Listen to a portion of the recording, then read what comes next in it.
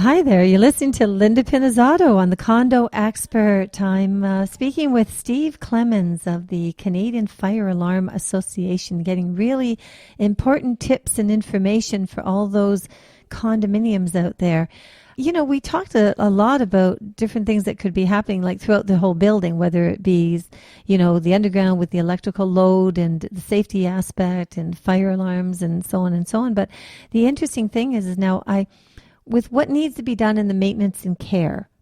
If I think about condominium units, and particularly, you know, ones that are, say, in high density areas like downtown Toronto, Trinity Spadina, got about 80,000 condo owners plus there, and I don't know how many buildings. How does it all get covered if if an owner is living in the unit, they may stay on top of this. If a tenant is in the unit, they probably don't even pay attention. I don't even know if they care, to be honest with you. And then you've got to look at the off-site owner and maybe even out-of-country owner. So if there's fines in place because the fire marshal or fire inspector has come into the unit, they can certainly fine the person that lives in the unit. But is there any other mechanism that maybe property management could do or stay on top of things so that all of this is done? Because right now we don't even have it mandated that they should actually even go. And that really bothers me.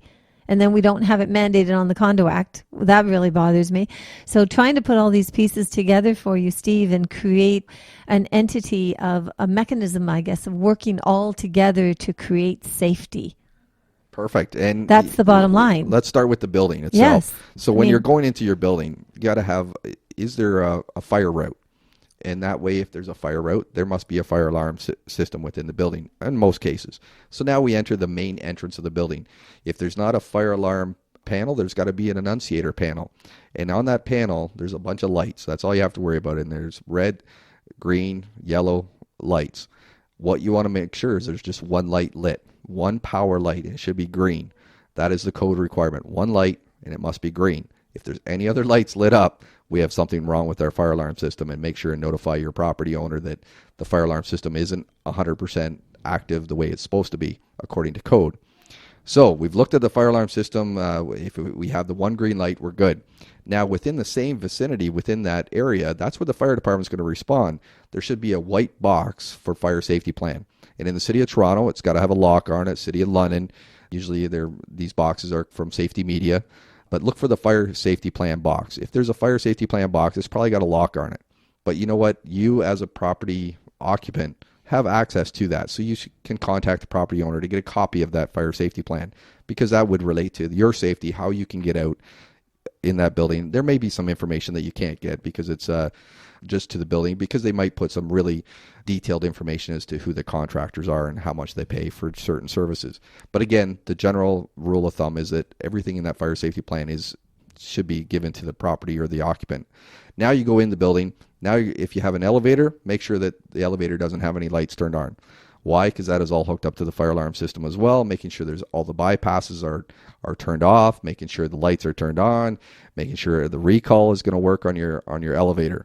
Now you get up to your floor, making sure you have exits from your floor that are 2 exits minimum.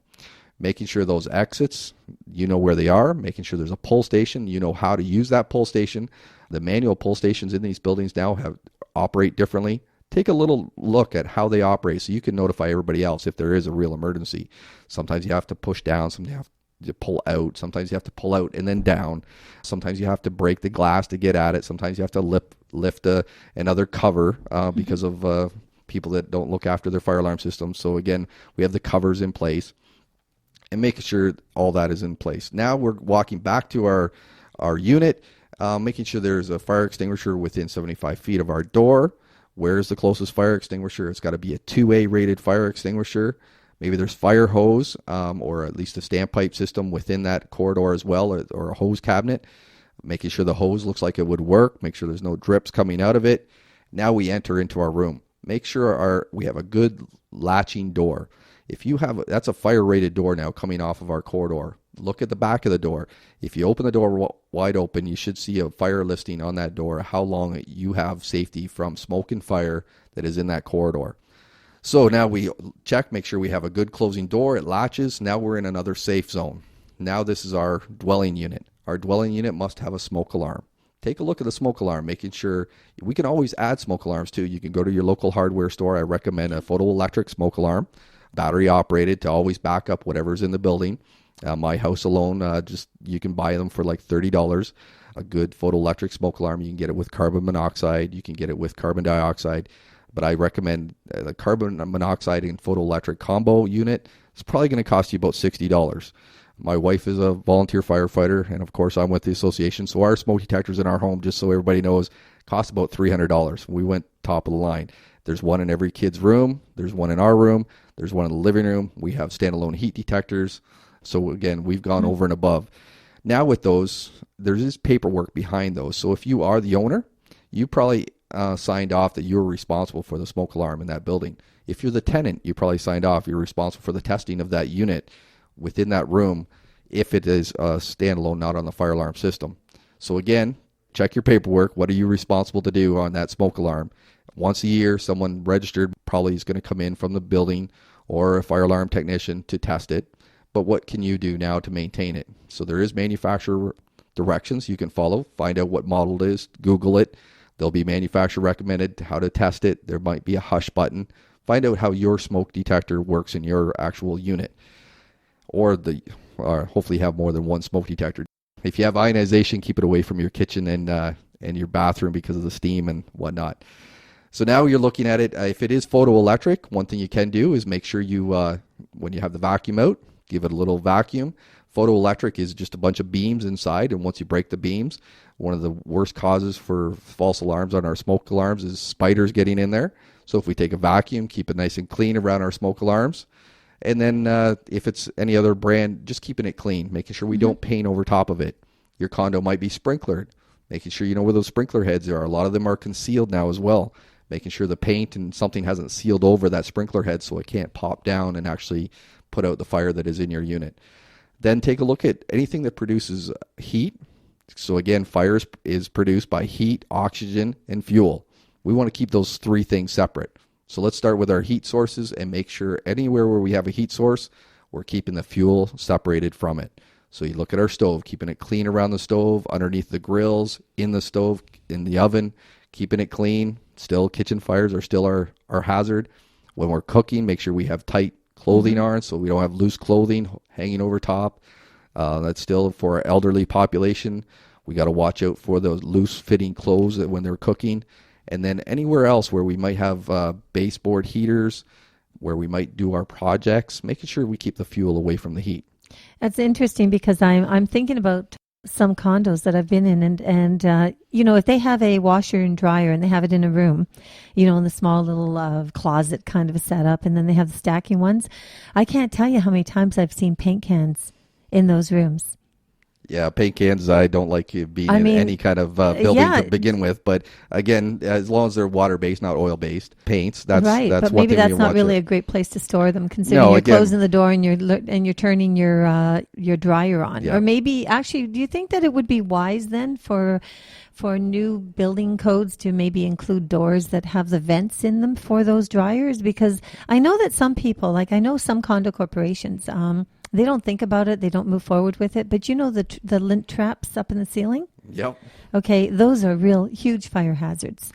And they need to be cleaned up by professionals. I mean, not just the unit owner. It should be listed in your fire safety plan how often the major building units... the actual building, building, not just like, you know, people like the... but each unit... The occupant can do... It depends how much you use your dryer. But even in my own home, I pull out the whole dryer vent once a year, just to make sure there's no blockages within that. That lint is a very flammable fuel.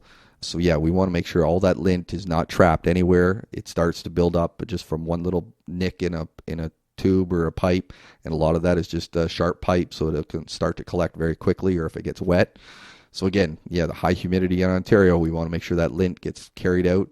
Look after your own unit. If you're looking after your own unit, you may see whether or not there's a problem with the building as well. Then if you're actually pulling your dryer out to do that, you're not going to store anything around it either. So well, that's it. Exactly. And then you're going to be well aware of it all. Well, I brought that to mention because I know that there was a building, we received the complaint on it, and it was a building where apparently what happened was the people went, they cleaned out their vents, like, you know, the one that they see up top, and then of course the one on the dryer. But then when they contacted property management, they came in, and lo and behold, the building was only 6 years old. They forgot to put the trap for the main area. So the builder didn't want to do it because, of course, it was past the warranty time. So they got into a big dispute on it. And eventually he had to actually come back and clean up a bunch of units because you could not access the main area for that piping. To be able to clean it out building-wise. Well, like you bring up a past good that point about the warranty. And we have very good companies putting in these fire alarm systems. But again, we're working with the electrical contractor, we're working with the building contractor, we're working with the building code. One thing I found as a building owner representative is looking at our warranty periods. And the fire alarm system usually doesn't have to be inspected for another year past the verification date of that new building.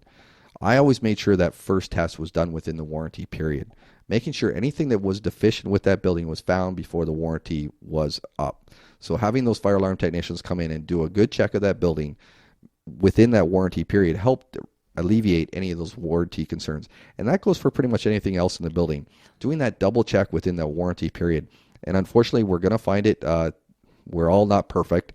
Things always happen. We have inspectors that do their best. We have contractors that do their best. There's always going to be one life safety system that doesn't get right up to par. And it might take that 6 years to find it. Hopefully it's a minor case.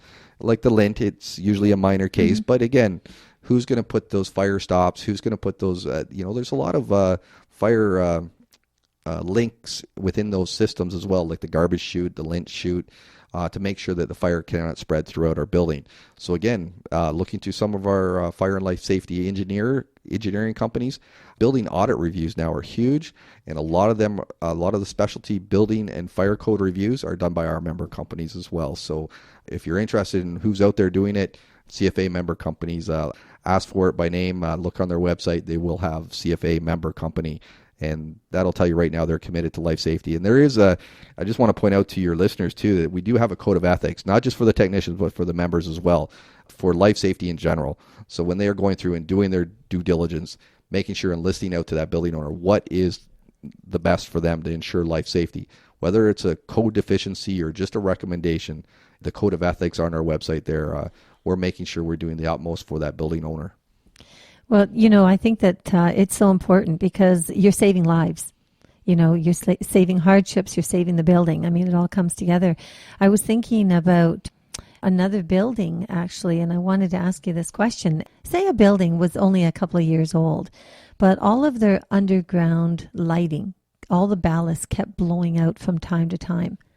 Is that going to then come back and be something that's gone wrong with the electrical systems? Because if something's gone wrong there, then it could be flowing through the building and it could actually affect the life support systems. And that was another complaint that we received way back when. What ended up happening actually is that they had to come in and replace all of the ballast through the underground parking. And it never occurred to me how that would have actually affected the life systems as well. Well, unfortunately, I'm a fire alarm technician. I deal with direct current, not a whole lot of alternating current like an electrician. So I'm not the expert on alternating current. What I would like to recommend, though, is an electrician or electrical company that is a CFA member. There is a lot of them out there. And again, looking at your fire safety plan, maybe what is that power hooked up to? Because it will tell you where the power systems are fed from in your fire safety plan. If you have the verification reports from your fire alarm system, the installation documents from your emergency lighting, your generator for the building, all of that should be listed in the fire safety plan and where those feeds are from.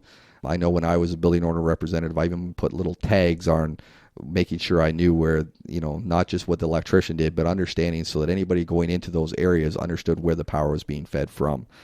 There's a lot of things we can do as a building owner, just doing those quick reviews, understanding and looking. If you have questions, take pictures and send it off to your local company. You probably already have a lot of contractors on call. You're paying a lot of money for that annual maintenance for different things. One of them could be your electrician. Take pictures, send them off to your electrician, and make sure you get a comment back. And again, picture's worth 1,000 words. Today's technology, take a little video, take a picture, and get those local contractors involved. And absolutely. I mean, that's the best way. You got to deal back with the professionals. I mean, they know exactly. I've learned myself so much today with you coming on board, Steve. It's just phenomenal. I'd like to ask you one last question with respect to rooftop patios and barbecues. Some of these things do not shut off. They don't shut off themselves. I don't know if there's any kind of gadgets that you can put on rooftop patio barbecues, like gas barbecues, with some kind of a shut off if it's not being used for a period of time or anything. Is there anything out there at all that could create a safer environment for these rooftop patio barbecues? Well, okay, I'm an ex-fire chief, so having propane tanks or barbecues with natural gas on any patio or rooftop, I wouldn't recommend at all. Having electrical, or that way we can have quick shutoffs. Even some of the natural gas, there is quick shutoffs. There is ultimate devices. I know when I was a building owner manager, putting safety elements on stovetops. There's microwave shutoff, smoke alarms available now. There's shutoff devices so that when the fire alarm goes off, would shut off gas supplies.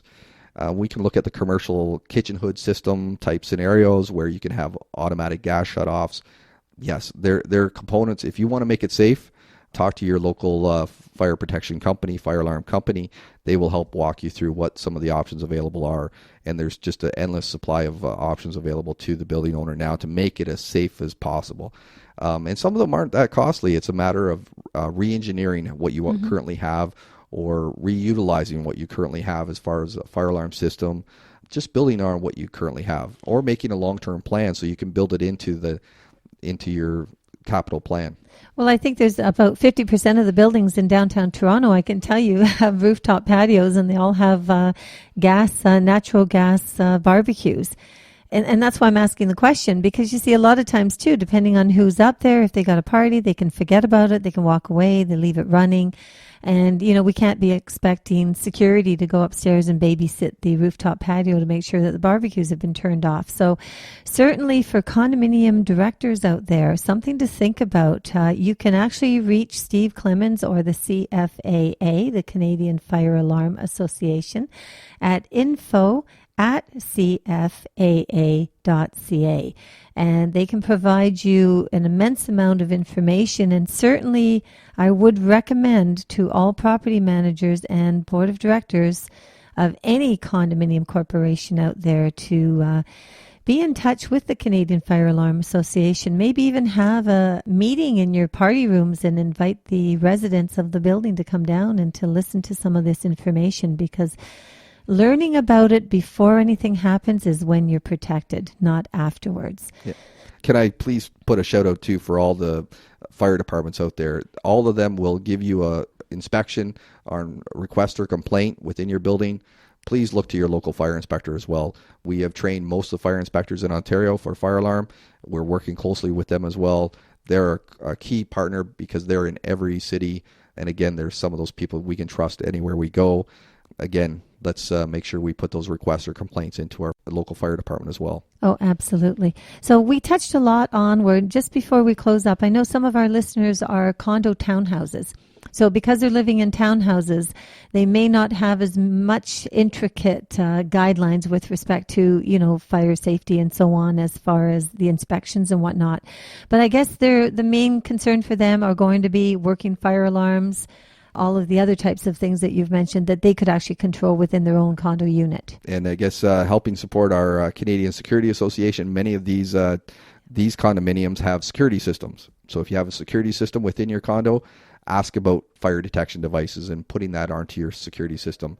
A great inexpensive way to ensure your fire safety within those areas. Again, it's monitored then, it's battery backed up, and there's someone going to check it when anything goes wrong with the system. Another good way to increase your safety. Well, it's something to think about, especially for the older buildings, because they probably don't have that.